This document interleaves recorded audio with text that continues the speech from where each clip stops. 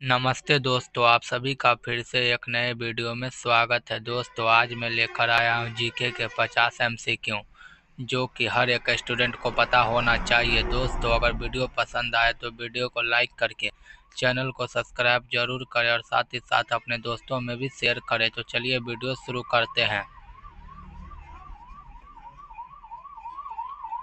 तो दोस्तों, आज का हमारा पहला सवाल है, वह प्राचीन नाम क्या है जिससे पटना नगर को जाना जाता था। तो इसका सही आंसर हो जाएगा पाटलिपुत्र। पटना को प्राचीन समय में पाटलिपुत्र के नाम से भी जाना जाता था। इसी प्रकार हमारा दूसरा प्रश्न है, 1930 की प्रसिद्ध नमक यात्रा सत्याग्रह यात्रा का नाम क्या था। तो इसका सही आंसर हो जाएगा दांडी यात्रा। इसी प्रकार हमारा तीसरा प्रश्न है, किसे सीमांत गांधी कहा जाता है। तो खान अब्दुल गफ्फार खान। दोस्तों, खान अब्दुल गफ्फार खान को सीमांत गांधी के नाम से भी जाना जाता है। इसी प्रकार हमारा चौथा प्रश्न है, वंदे मातरम गीत के लेखक कौन थे। तो वंदे मातरम गीत के लेखक बंकिम चंद्र मुखर्जी जी है। इसी प्रकार हमारा पांचवा प्रश्न है, कौन सा भारतीय स्वतंत्र भारत का पहला गवर्नर जनरल था। तो इसका सही आंसर हो जाएगा राजगोपालाचारी। राजगोपालाचारी जी भारतीय स्वतंत्र भारत का पहला गवर्नर था।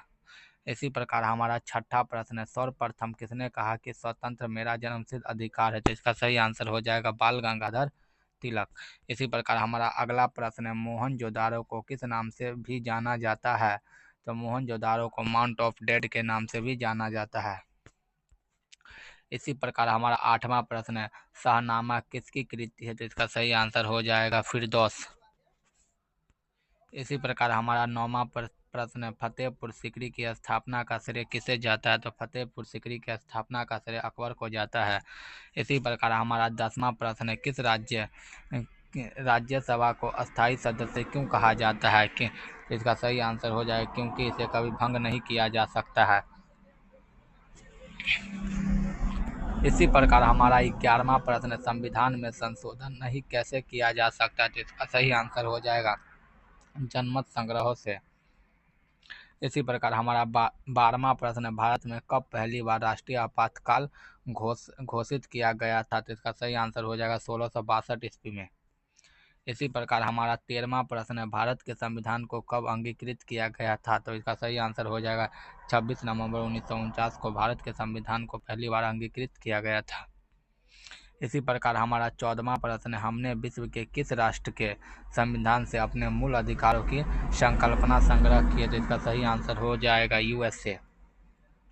यूएसए के संविधान से हमने मूल अधिकारों की संकल्पना संग्रह की है। इसी प्रकार हमारा 15वां प्रश्न, यदि राष्ट्रपति का पद खाली है तो उसे कितनी अवधि के अंदर भरना आवश्यक है। तो इसका सही आंसर हो जाएगा 6 माह।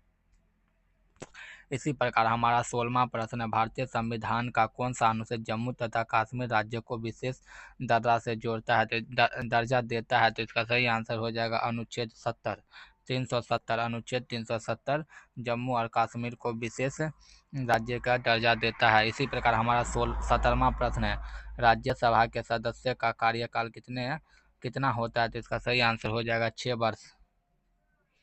इसी प्रकार हमारा 18वां प्रश्न है, भारत की प्रथम रेलगाड़ी द्वारा कितनी दूरी तय की गई थी। तो इसका सही आंसर हो जाएगा 34 किलोमीटर। भारत में पहली बार रेल 34 किलोमीटर की दूरी तय की थी। इसी प्रकार हमारा 19वां प्रश्न है, फोर्थ स्टेट पद किसे संदर्भित करता है। तो इसका सही आंसर हो जाएगा प्रेस। इसी प्रकार हमारा 20वां प्रश्न है, ताजमहल, बीबी का मकबरा, एतमाद उद दौला किस चीज़ का स्मारक है। तो इसका सही आंसर हो जाएगा मृत व्यक्ति के। इसी प्रकार हमारा 21वां प्रश्न है, सम्राट अशोक किसका उत्तराधिकारी था। तो सम्राट अशोक बिंदुसार का उत्तराधिकारी था। इसी प्रकार हमारा 22वां प्रश्न है, भारत के प्रथम उपराष्ट्रपति कौन थे। तो इसका सही आंसर हो जाएगा सर्वपल्ली राधाकृष्णन। इसी प्रकार हमारा 23वां प्रश्न है, रिचर पैमाने पर किसको मापा जाता है। तो रिचर पैमाने पर भूकंप की प्रबलता को मापा जाता है। इसी प्रकार हमारा 24वां प्रश्न है, भारत के उत्तरी मैदानों की मृदा सामान्यतः कैसी बनी है। तो इसका सही आंसर हो जाएगा तलोचन द्वारा। दोस्तों, अगर वीडियो पसंद आ रही हो तो वीडियो को लाइक करके चैनल को सब्सक्राइब जरूर करें। इसी प्रकार हमारा 25वां प्रश्न है, भारत में सफ़ेद क्रांति का जनक किसे कहा जाता है। तो इसका सही आंसर हो जाएगा डॉक्टर बी कुरियन को। इसी प्रकार हमारा अगला प्रश्न है, पुत्र नदी का उद्गम कहाँ से हुआ है? तो इसका सही आंसर हो जाएगा तिब्बत में कैलाश पर्वत पूर्वी ढाल से। इसी प्रकार हमारा 27वां प्रश्न है, भारत में कौन सा राज्य सबसे अधिक राज्यों की सीमाओं को स्पर्श करता है? तो इसका सही आंसर हो जाएगा उत्तर प्रदेश। इसी प्रकार हमारा 28वां प्रश्न है, भारत में सबसे लंबा रेलवे जोन कौन सा है? तो इसका सही आंसर हो जाएगा उत्तरी रेलवे जोन।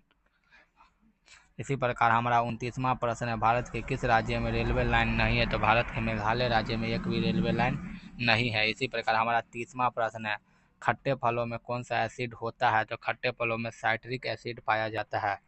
इसी प्रकार हमारा 31वां प्रश्न है, कौन सा देश संयुक्त राष्ट्र का 193वां राष्ट्र है? तो इसका सही आंसर हो जाएगा दक्षिणी सूडान।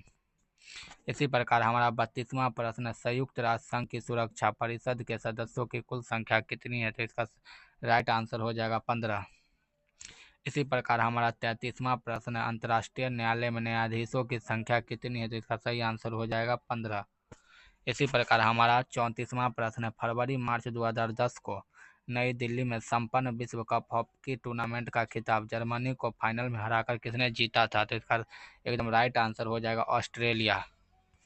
इसी प्रकार हमारा अगला प्रश्न है, किसी भारतीय अर्थव्यवस्था की क्या है? इसका सही आंसर हो जाएगा रीढ़।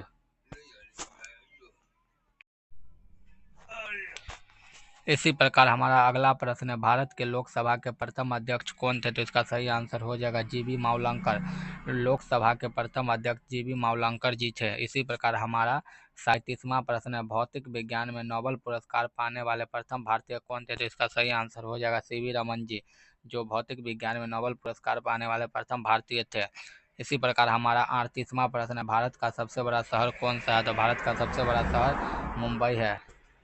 इसी प्रकार हमारा 39वां प्रश्न है, भारत का सबसे बड़ा राज्य कौन सा है? तो भारत का सबसे बड़ा राज्य उत्तर प्रदेश है।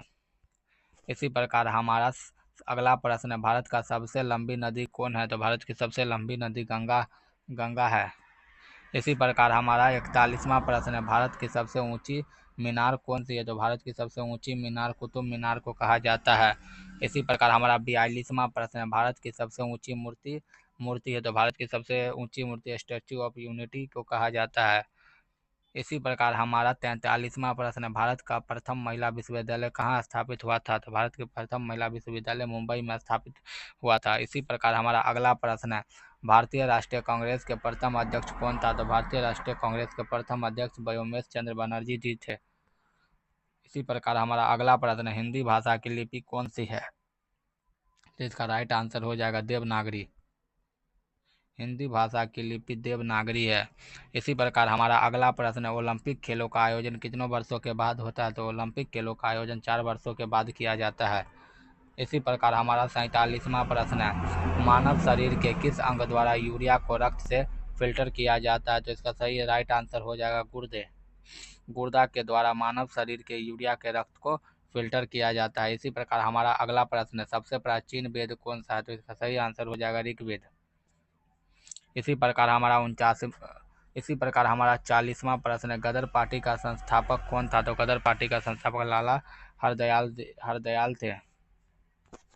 इसी प्रकार हमारा अगला प्रश्न है, अमृत शहर की स्थापना किसने की थी? तो इसका सही आंसर हो जाएगा गुरु रामदास। दोस्तों, अगर वीडियो पसंद आई हो तो वीडियो को लाइक करके चैनल को सब्सक्राइब जरूर करें और साथ ही साथ अपने दोस्तों में भी शेयर करें। तो मिलते हैं एक नेक्स्ट वीडियो में, तब तक के लिए धन्यवाद। जय हिंद, जय भारत।